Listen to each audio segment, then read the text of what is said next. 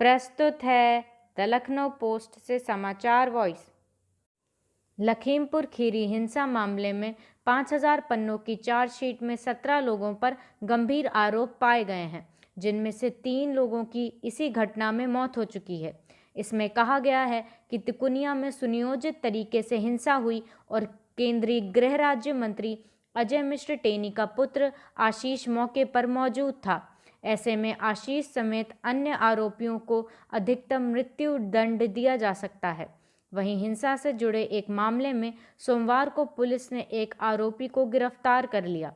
आरोप पत्र में आशीष मिश्र सहित सभी पर 302 की धारा लगाई गई है। 13 लोग गिरफ्तार हैं, जबकि एक अन्य आरोपी को पुलिस ने साक्ष्य मिटाने के अपराध का दोषी मानते हुए चार्जशीट दाखिल की है। विवेचना में पुलिस ने 208 प्रत्यक्षदर्शी गवाहों को भी शामिल किया है। केंद्रीय स्वास्थ्य मंत्रालय से प्राप्त सोमवार सुबह तक के आंकड़ों के मुताबिक बीते 24 घंटे में 33,750 नए मामले मिले हैं और 123 मौतें हुई हैं। सक्रिय मामलों में 22,781 की बढ़ोतरी हुई है और वर्तमान में सक्रिय मामले बढ़कर 1,45,582 हो गए हैं। दैनिक राष्ट्रीय संक्रमण दर बढ़कर 3.84% हो गया है। किशोरों के टीकाकरण अभियान के पहले दिन बिहार के बिहार शरीफ में 15 से 18 आयु वर्ग के 2 भाइयों को कोवैक्सीन की जगह स्वास्थ्य कर्मियों ने कोविशील्ड की डोज दे दी। टीकाकरण के पहले दिन 15 से 18 वर्ष के 41 लाख से अधिक किशोरों ने कोवैक्सीन की पहली डोज लगवाई। देश में 15 से 18 वर्ष तक के किशोरों की कुल आबादी लगभग 7.4 करोड़ है।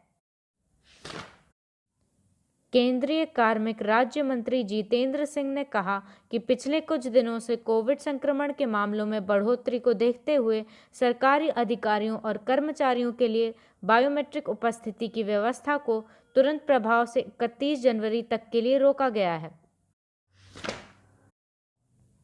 5 चुनावी राज्यों में कोरोना की स्थिति का आकलन करने के कुछ ही दिनों बाद चुनाव आयोग ने उनसे टीकाकरण बढ़ाने और चुनाव ड्यूटी पर तैनात किए जाने वाले कर्मियों का पूर्ण टीकाकरण सुनिश्चित करने को कहा है। उत्तर प्रदेश, उत्तराखंड, गोवा, मणिपुर और पंजाब के मुख्य सचिवों को हाल में लिखे पत्र में आयोग ने उन्हें याद दिलाया है कि मतदान कर्मी फ्रंटलाइन वर्कर्स की श्रेणी में आते हैं और वे बूस्टर डोज के पात्र हैं। आयोग ने कहा कि इन राज्यों में तैनात किए जाने वाले चुनाव कर्मियों का पूर्ण टीकाकरण होना चाहिए। यूपी में 16 नवंबर को प्रधानमंत्री नरेंद्र मोदी पूर्वांचल एक्सप्रेसवे का लोकार्पण करने के बाद एक सभा कर रहे थे, तभी रीता यादव ने उन्हें काला झंडा दिखाया था। उस दौरान सुरक्षा कर्मियों ने रीता को पकड़कर भीड़ से अलग कर दिया था। फिर पुलिस ने उन्हें गिरफ्तार करके जेल भेजा था और 2 दिनों के बाद उन्हें जमानत मिली।